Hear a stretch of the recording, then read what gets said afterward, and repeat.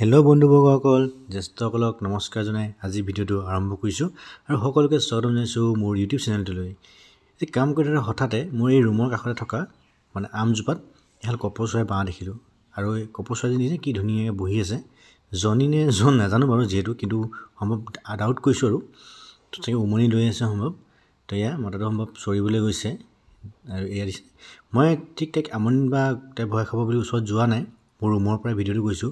সেইটো কাৰণে হয়তো পিকচাৰ কোৱালিটিটো ভাল নহ'বলৈও আছে, মনে মনে কৰি আছোঁ ভিডিঅ'টো আৰু আপোনালোকক দেখাবৰ বাবেও মন গ'ল।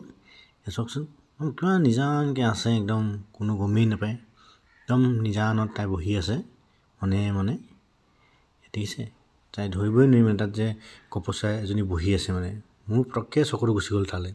আৰু এয়া মোৰ সম্ভৱ ভিডিঅ' কৰা ডাউট কৰিলে নেকি, তাই ভয় খালে, দেখিছে ভয় খাইছে চাগে তাই।